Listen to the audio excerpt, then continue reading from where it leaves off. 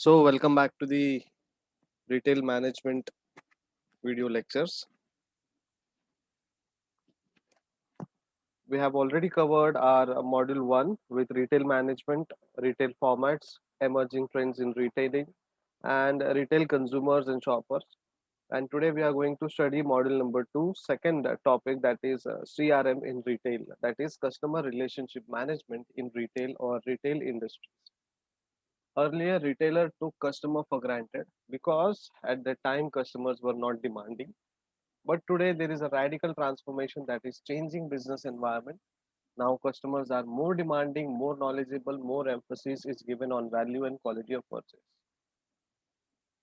This made today's retailers shift from traditional marketing to modern marketing and building strong relationship with their customers. Thus, CRM becomes an essential tool in retailing. So जब ये business शुरू हुआ था और जब business शुरू हुआ था तो तभी कोई एक ही सेलर थे और बहुत सारे बायर थे। तो मोनोपोली काइंड ऑफ बिज़नेस शुरू हुआ, ठीक है? अब मोनोपोली जब चालू होता है या फिर कोई एक ही सेलर है और बहुत सारे बायर हैं, तो सेलर अपने हिसाब से वो सारे प्रोडक्ट्स को सेल करेंगे। ना वो अपने हिसाब से मतलब उनके हिसाब का प्राइस, उनके हिसाब का क्वालिटी और डिपेंड करता है कि जो कस्टमर है वो उसके कितने नज़दीकी है या फिर जो अच्छा नहीं लग रहा है या फिर कोई ऐसा कस्टमर है जिसने उसे बहुत तकलीफ दिया हो, तो उनको वो गलत प्रोडक्ट भी दे सकते हैं। तो कस्टमर्स को टेकन फॉर ग्रांटेड लेते थे। लेकिन धीरे-धीरे जैसे कॉम्पिटिशन्स बढ़े, इकोनॉमी में थोड़ा-सा लिबरलाइज़ेशन शुरू हुआ। बहुत सारे लोगों ने क्या किया, बिज़नेस चालू करना स्टार्ट किया, ठीक है? अब जब बिज़नेस स्टार्ट हुए तो कॉम्पिटिशन बढ़ा, कॉम्पिटिशन बढ़े तो लोगों के पास यानी कंज्यूमर्स के पास, कस्टमर्स के पास ऑप्शन अवेलेबल रहा। ठीक है? नाउ एक्स कंपनी जो है अगर मुझे कोई प्रोडक्ट ₹12 में दे रही है and Y company is selling the same product at ₹11, obviously मैं अपना ₹1 बचाने के लिए वो ₹11 का प्रोडक्ट परचेज़ करूँगा। बट देन वो शुरुआत के दौर में हो रहा था, लेकिन जैसे-जैसे मॉडर्नाइज़ेशन होते गया, जैसे-जैसे इंटरनेट ऑफ थिंग्स में हम इन्वॉल्व होने लगे, हमें बहुत सारे इन्फॉर्मेशंस मिलने लगे due to internet and social media. तो अब हम बहुत डिमांडिंग हो गए, नॉलेजेबल हो गए और बहुत ज़्यादा एम्फेसिस देने लगे हमारे प्रोडक्ट्स के वैल्यूज़ को और क्वालिटीज़ को और क्वालिटी ऑफ परचेज़ को बेसिकली। अब ये qualities of purchase and quality of product जो है, वो डिपेंड करता है कि हमारा स्टैंडर्ड ऑफ लिविंग कैसा है, वो डिपेंड करता है कि हमारा जो सोर्स ऑफ इनकम है या फिर अर्निंग्स है, वो कितना है। ठीक है? तो नंबर ऑफ फैक्टर्स पे हमारा जो क्वालिटी ऑफ परचेज़ है डिपेंड करता रहा है। अब ये जो रिटेलर्स में शिफ्ट हुई है from traditional marketing to modern marketing और लोगों के साथ, कस्टमर्स के साथ जो स्ट्रॉन्ग रिलेशनशिप हम बिल्ड करने लगे, वही एक एसेंशियल टूल बना रिटेलिंग में जिसे हम कहते हैं customer relationship management. So basically customers are important, लेकिन क्या होता है प्रैक्टिकली हम जो लोग हैं वो कहीं न कहीं इन्फ्लुएंस हो जाते हैं या फिर हम उतने बोल्ड नहीं होते हैं बीइंग कस्टमर्स, क्योंकि हमें एक तो प्रोडक्ट बहुत अच्छी लगती है एंड वी डोंट बार्गेन और वी डोंट एक कदम आगे नहीं लेते जहाँ लेना चाहिए। फॉर एग्जांपल कस्टमर्स जो है स्ट्रीट में, ये आपने मीम्स में भी देखा होगा, आपने इंस्टाग्राम में भी पढ़ा होगा कि why don't we bargain in shopping malls. आप भाजी-पाले के लिए 1-2 रुपए के लिए झगड़ते हो फार्मर्स के साथ, बट आप शॉपिंग मॉल्स में क्यों नहीं बार्गेन करते? बिकॉज़ उनका फॉर्मेट अलग है, वो एक ऑर्गनाइज़ तरीके से चलते हैं, क्वालिटी प्रोडक्ट देते हैं, ऐसा बहुत सारे लोगों का कहना रहेगा। सो अल्टीमेटली कहना ये है कि जब कस्टमर रिलेशनशिप हम देखते हैं या फिर कस्टमर रिलेशनशिप मैनेजमेंट देखते हैं फ्रॉम कंपनीज़ और sellers point of view and from buyers point of view, तो वो बहुत ही चेंज हो गया है। और वो इतना ज़्यादा चेंज हो गया है कि हमें आजकल हमारे मोबाइल में अपडेट्स आ जाते हैं कि सर, मैडम, हम आपके लिए पर्टिकुलर ऑफर दे रहे हैं, ठीक है? एंड ये लिमिटेड ऑफर है, सिर्फ़ आपके नंबर पे एसएमएस दिखाओ, ईमेल दिखाओ एंड ऑफर अ, आप इस्तेमाल करो, राइट? तो ये सारी चीज़ें थी बेसिक्स। अब इंट्रोडक्शन है कस्टमर रिलेशनशिप मैनेजमेंट का। तो कस्टमर रिलेशनशिप मैनेजमेंट एक कॉम्प्रिहेंसिव सिस्टम है स्ट्रैटेजी है जहाँ पे कंपनीज जो है इंटरैक्ट करती है हमारे पोटेंशियल कस्टमर्स के साथ एंड करंट कस्टमर्स के साथ। अब पोटेंशियल कस्टमर्स को अगर आप मार्केटिंग में एक वर्ड ढूँढेंगे तो वो है प्रॉस्पेक्ट, ठीक है? तो प्रॉस्पेक्ट कस्टमर्स जो है, जिन्होंने हमारे यहाँ विंडो ड्रेसिंग की रखी है, जिनका नंबर हमारे पास ऑलरेडी रजिस्टर्ड है, जिन्होंने 5 साल पहले, 2 साल पहले शॉपिंग की है, ठीक है? जो भी रजिस्टर्ड कस्टमर्स हैं, उनको फिर से लेकर आने के लिए हम कस्टमर रिलेशनशिप मैनेजमेंट करते हैं। हम एडवर्टाइजिंग करते हैं, जो शॉपिंग मॉल्स में होता है, जिसके यहाँ पे कस्टमर रिलेशनशिप मैनेजमेंट होता है, ठीक है? अब ये कस्टमर रिलेशनशिप मैनेजमेंट जो है, वो एम करता है लॉन्ग लास्टिंग म्यूचुअल रिलेशनशिप, जहाँ पे कस्टमर्स जो है अपना कस्टमर वैल्यू और प्रॉफिटेबिलिटी जो है वो ऑप्टिमाइज़ करता है एंड उसी तरीके से जो कंपनी है वो उनको बहुत ज़्यादा वैल्यू देती है बिकॉज़ कस्टमर है तभी जाकर हमारे सेल्स हो रहे हैं और हम लोग जो कंपनी है वो अगर अच्छे प्रोडक्ट सेल करेंगे तो customer relationship and customer retention बना रहेगा। देन अलग-अलग सीआरएम प्रोग्राम्स हैं जो डेवलप हुए हैं जिनका कंट्रीब्यूशन रहा है इकोनॉमिक वैल्यू को बढ़ाने में, कंपनीज़ के वैल्यूज़ को बढ़ाने में और एक कॉम्पिटिटिव एडवांटेज दे रहे हैं हर एक कंपनी को और कस्टमर सर्विसेज को इम्प्रूव करते हैं, ठीक है? तो ये सारी चीज़ें हमारे लिए बहुत ही मायने रखते हैं from the point of view a marketing student, from the point of view a customer, from the point of view of a company और अ सेलर। अगर आप में से कोई इन फ्यूचर बिज़नेस करना चाहता है या चाहती है, तो आपको ये जो इम्पोर्टेंट मुद्दा है वो ध्यान देना है। नॉर्मली हम लोग क्या करते हैं, कुछ लोग स्ट्रीट शॉपिंग करते हैं। स्ट्रीट शॉपिंग में क्या होता है अगर सम बायर जो है, वो अपने हिसाब से प्राइसिंग देता है, सेलर जो है वो अपने हिसाब से प्राइसिंग रखता है, ठीक है? तो सेलर अपने मैन्युफैक्चरिंग हो या फिर होलसेल में जो बाइंग किया है उस प्राइस में रखा होगा। बट कहीं न कहीं बार्गेनिंग में सेलर का एक बिहेवियर रहता है, लेना है तो लो नहीं तो जाओ। Now when you have this behaviour मेरा पर्सनल एक्सपीरियंस या फिर मेरा पर्सनल ओपिनियन रहेगा कि अगली बार मैं वहाँ जाऊँ ही नहीं, ठीक है? तो इट्स बेटर कि जितना ज़्यादा आप ओबीडिएंट रहते हो बीइंग सेलर, बीइंग कंपनी उतना ज़्यादा कस्टमर आपके पास आएगा। Same applies at each and every position. 2 parties रहते हैं हमेशा लाइफ में। एक पार्टी गिविंग मोड में रहता है, या तो आपको वो सर्विस देते हैं, प्रोडक्ट देते हैं, स्ट्रैटेजीज़, आइडियाज़ जो भी है, टैंजिबल, इंटैंजिबल प्रोडक्ट्स आपको देते हैं एंड सामने वाला जो सेकंड पार्टी है, वो रिसीविंग मोड पे रहते हैं, ठीक है? रिसीविंग मोड में क्या होता है, सामने वाले जो पार्टीज़ है वो रिसीव करते रहते हैं। For example, we teachers are at giving mode और गिविंग एंड। हम लोग आपको सर्विस दे रहे हैं। आप वो सर्विस का जो फीस है या फिर चार्जेस है, आप कॉलेज में फीस के नाम पे पे कर रहे हो, ठीक है? अब यहाँ पे ऐसा भी हो सकता है कि अ, जो टीचर्स है वो आपके साथ र्यूड बिहेव कर रहे हैं। आपको रिस्पेक्ट नहीं मिल रहा है टीचर्स की तरफ से। टीचर्स ने आपको कोऑर्डिनेशन नहीं दिया, कोऑपरेशन नहीं दिया, आपके प्रोजेक्ट्स करने बाकी है, ठीक है? तो कहीं न कहीं being a person from the receiving end आपको लगता है यार हमारी कुछ वैल्यू है ही नहीं इस मार्केट में। लेकिन जब आप अगर समझिए उसी कॉलेज में मास्टर्स डिग्री है और आप ग्रेजुएशन कंप्लीट करके जा रहे हो और उसी समय आपको वही पर्टिकुलर टीचर्स अप्रोच करते हैं कि बेटा अपने इधर तो पीजी भी है, पोस्ट ग्रेजुएशन भी कर लो यहीं से and at that time you can show your क्या बोलते हैं अपना एक रूप दिखा सकते हो कि जब ग्रेजुएशन में थे तभी तो कोई इज्जत नहीं मिली, तो पीजी में क्या मिलेगी? इस तरीके से you can give your feedback being a customer. So customers भी अपने तरफ से एक अलग ही फीडबैक देते हैं, अलग-अलग तरीके से। अब आपके स्क्रीन में है CRM software revenue millions of US dollar, जैसे कि जो कस्टमर रिलेशनशिप सॉफ्टवेयर रेवेन्यू है, वो बताया मतलब एक एप्लीकेशन है, ठीक है? जिनके ऊपर बहुत ज़्यादा खर्चा किया गया है। अब ये एप्लीकेशन करता क्या है? ये जो एप्लीकेशन है बहुत सारे लोगों को अपने डिस्काउंट ऑफर्स, नए पॉलिसीज़, अभी कोविड में हमारा शॉप चालू है या बंद है, बेसिकली कस्टमर रिलेशनशिप मैनेजमेंट करता है। अब ये कस्टमर रिलेशनशिप मैनेजमेंट के जो सॉफ्टवेयर्स है और या फिर जो सॉफ्टवेयर कंपनीज़ है, उनका जो रेवेन्यू है वो बहुत बढ़ गया है।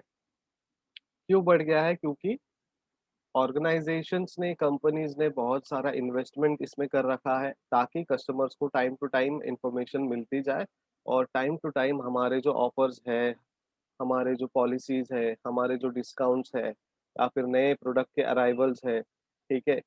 तो हर एक तरीके से जो हम अप्रोच करना चाहते हैं कस्टमर्स को, वो सारे messages, emails, telephonic calls, recorded calls, वो सारी चीज़ें पहुँचती जाए। अब कस्टमर रिलेशनशिप के कुछ एस्पेक्ट्स हैं। Number 1, customer satisfaction. Customer satisfaction बहुत इम्पोर्टेंट है। अगर आप सैटिस्फाई नहीं रहे अपने प्रोडक्ट परचेज़िंग से, तो आप नेक्स्ट टाइम नहीं जाओगे वहाँ पे। कस्टमर रिटेंशन इज़ इम्पोर्टेंट, जो डिपेंड करता है कस्टमर सैटिस्फैक्शन पे। अगर कस्टमर सैटिस्फाइड नहीं है, तो वो रिटेन नहीं होगा। समझिए, अगर मैं आपको ऑनलाइन सिखा रहा हूँ एंड मैं अच्छे तरीके से नहीं सिखा रहा हूँ। मैंने बस आपको बोला ये कांसेप्ट है, इस तरीके से होता है, ठीक है? और बाकी का आप गूगल तो कर ही सकते हो, आप इतने बड़े बच्चे हो, तो 10 मिनट में मैंने कोई लेक्चर खत्म कर दिया और 1 बार नहीं, 2 बार नहीं, 3 बार नहीं, बार-बार मैं वैसे ही कर रहा हूँ and you are not satisfied at all. तो 1-2 महीने बाद आपका फीडबैक होगा कि we don't want this particular professor, या फिर हमारे लिए कोई नया टीचर्स बताइए, या फिर आपका ऐसा ओपिनियन बन जाएगा कि हम लेक्चर ही नहीं अटेंड करेंगे ज़ूम में, हम तो ऐसे ही पास हो जाएँगे, वैसे भी ऑनलाइन एग्ज़ाम होने के चांसेस है, राइट? तो कस्टमर अगर सैटिस्फाइड नहीं है, तो वो क्या अगले सेमेस्टर में मेरे सब्जेक्ट्स में फिर से बैठेंगे? वो ऑनलाइन तो छोड़ो, ऑफलाइन लेक्चर पे बैठने के लिए 10 बार सोचेंगे, और ऑफलाइन भी बैठेंगे तो फॉर अटेंडेंस के लिए बैठेंगे सर। तो satisfaction is important and satisfaction के ऊपर रिटेंशन मायने रखता है। तो अगर कोई सैटिस्फाइड नहीं है, तो वो रिटेन नहीं होगा एंड अगर वो रिटेन नहीं होगा, तो कस्टमर लॉयल्टी जो है वो नहीं बनी रहेगी, ठीक है? तो अगर आप पर्टिकुलर प्रोडक्ट या सर्विस के ऊपर सैटिस्फाइड नहीं हो और आपको लगता है कि इस पर्टिकुलर शॉप में, इस पर्टिकुलर जगह पे हमें फिर से नहीं जाना है, तो कस्टमर लॉयल्टी का एक भी परसेंटेज नहीं रहेगा वहाँ पे। लेकिन यू आर सैटिस्फाइड, आपको वहाँ के प्रोडक्ट्स अच्छे लगे, कस्टमर सर्विस अच्छा लगा, आप बहुत ज़्यादा सैटिस्फाइड हो। आप बार-बार वहाँ जा रहे हो, उस पर्टिकुलर शॉप में। पूरे साल में आप 4-5 बार गए, आपने अच्छा खासा शॉपिंग किया एंड देन कुछ नया ऑफर मिला सेम प्रोडक्ट्स पे, लेकिन कहीं और, किसी और शॉप में, या फिर सेम कंपनी के किसी और आउटलेट में। तो लॉयल्टी जब बनती है ना, तो हम लोग आउटलेट भी चेंज नहीं करते। क्यों? बिकॉज़ वहाँ पे जो पर्टिकुलर आउटलेट में हम लोग जो हमेशा जाते हैं, जहाँ पे हम अपनी बाइंग का जो बाइंग का जो सर्विस है वो लेते हैं, या फिर हम फिर से वही शॉप में परचेज़ करने जाते हैं जहाँ पे हम पूरे साल गए थे। तो वो एक लॉयल्टी मेंटेन रखी है आपने particular to that sales person, या फिर उस पर्टिकुलर आउटलेट के ऊपर, जहाँ पे आपको अलग तरीके का सेल्स सर्विस मिलता है, आफ्टर सेल सर्विस मिलता है, ठीक है? तो कस्टमर लॉयल्टी में हम लोग बहुत बार देखते हैं कि अपने दोस्तों में भी अगर आप देखोगे, किसी को चाय पीना है, तो वो एक पर्टिकुलर आउटलेट पे ही जाएँगे, भले ही उसके सामने आप कोई भी आउटलेट के चाय को रखो या फिर कितने भी क्वालिटेटिव प्रोडक्ट रख लो। Then customer compile information. अब सीआरएम में कस्टमर्स के जो इन्फॉर्मेशन होते हैं वो कंपाइल होते हैं और वो एक पर्टिकुलर फॉर्मेट में एक सॉफ्टवेयर में वो ऐड करके कंप्रेस करके वो फिर इसका इस्तेमाल किया जाता है। अब नेसेसिटी क्या है सीआरएम की रिटेल मैनेजमेंट में? So retailer use CRM concepts to the following reasons. Number one, to know their customers' need and wants in a customized way. हम लोग जब भी अभी जहाँ भी शॉपिंग करते हैं, तो हमारे मोबाइल पे एक मैसेज आता है कि your feedback is very important, how was your services, please give us your feedback, so and so चीज़ें आती है। या फिर अगर आपने ईमेल रजिस्टर किया हुआ है, तो आपको ईमेल आएगा कि आपको कैसा लगा सर्विस, और जो प्रोडक्ट आपने परचेज़ किया उसके बारे में आपका क्या फीडबैक है। अब ये कस्टमर के नीड्स को बताने के लिए बहुत ही इम्पोर्टेंट है, बिकॉज़ जब आप फीडबैक देते हो तो अपने मन से देते हो, वेदर दैट मन इज़ पॉजिटिव और नेगेटिव, आपका जो एक्सपीरियंस है वो पॉजिटिव रहा है या नेगेटिव रहा है, ठीक है? और नेक्स्ट टाइम आप कौन-सा प्रोडक्ट परचेज़ करने के लिए आ सकते हो या फिर डिमांड किसके लिए है आपकी तरफ से, वो आप बताते हो, ठीक है? एंड सेकेंडली जो कम्युनिकेशन है वो कंटिन्यूअसली मेंटेन करने के लिए हमें सीआरएम करना बहुत ज़रूरी है। ठीक है, लोगों के डिमांडिंग या फिर चेंजिंग पैटर्न ऑफ डिमांड जो है वो जानने के लिए बहुत इम्पोर्टेंट है, और कस्टमर को रिटेन करने के लिए कौन से इनोवेटिव सर्विसेज, इनोवेटिव प्रोडक्ट्स को हम लेकर आ सकते हैं। कस्टमर परचेज का जो एक रिकॉर्ड है वो सीआरएम के थ्रू हम मेंटेन करने के लिए सीआरएम का इस्तेमाल करते हैं। डिज़ायर प्रोडक्ट जो है वो क्विकली हम कस्टमर तक पहुँचाएँ, ठीक है? उसके लिए भी हम सीआरएम का इस्तेमाल करते हैं। और जो इन्फॉर्मेशन है रिगार्डिंग डिस्काउंट या फिर ऑफर या फिर प्रोडक्ट लॉन्चेस, वो भी सीआरएम के थ्रू हम करते हैं। एंड सीआरएम जो है एक रिटेलर अप्लाई करता है जिसके वजह से बहुत प्रॉफिटेबल और वैल्यूएबल कस्टमर्स हमारे पास आते हैं, ठीक है?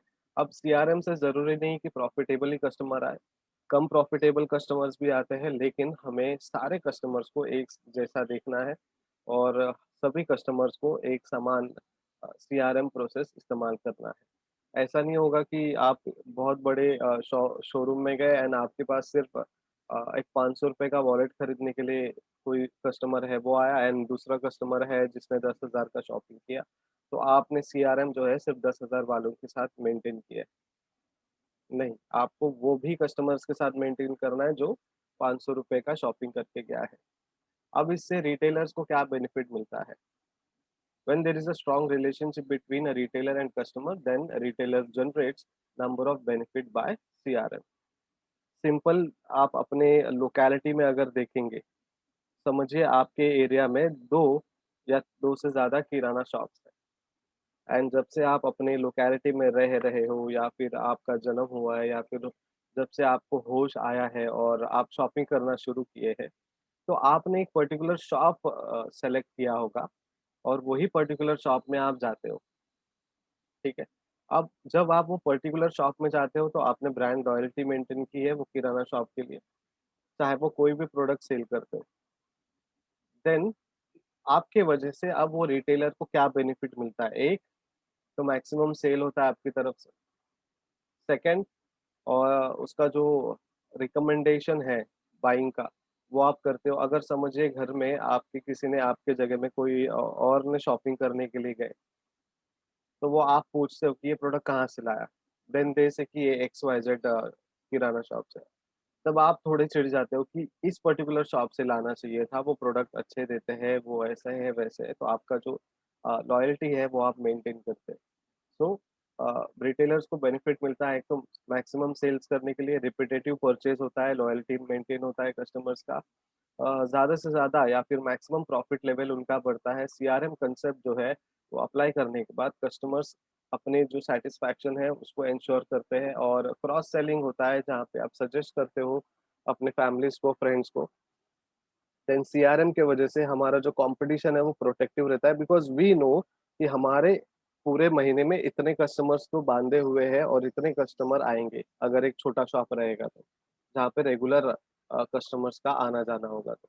लेकिन आप बड़े शॉप में बात करोगे तो पूरे साल का रेवेन्यू जो है आपको पर्टिकुलरली इतना आएगा ही बिकॉज़ कुछ सेट ऑफ लोग हैं, कस्टमर्स हैं जो जैन में आते हैं, कुछ फेब में आते हैं, कुछ मार्च में, कोई दिसंबर में आता है। तो इस तरीके से आपको अपने कस्टमर रिलेशनशिप मैनेजमेंट से बेनिफिट मिलता है। Now in order to satisfy a customer and retain them for longer period of time, following things have to maintain.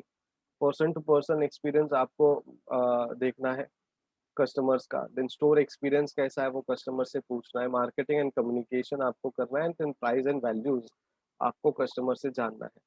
सो या तो अगर कस्टमर बाय करके गया है तो जानना है, समझना है, लेकिन अगर कस्टमर आने वाले हैं तो उनको पर्सन टू पर्सन एक्सपीरियंस अच्छा देना चाहिए, स्टोर एक्सपीरियंस अच्छा देना चाहिए, मार्केटिंग एंड कम्युनिकेशन एक्सपीरियंस अच्छा होना चाहिए एंड प्राइस एंड वैल्यूज जो है वो भी उनके मॉडरेशन के हिसाब से उनको मिलना चाहिए। तो आज तक के लिए इतना ही, अगले लेक्चर में हम बात करेंगे process of CRM in retail. Until then bye bye, take care. कोई डाउट्स है तो you can ask or else we will wind up the class.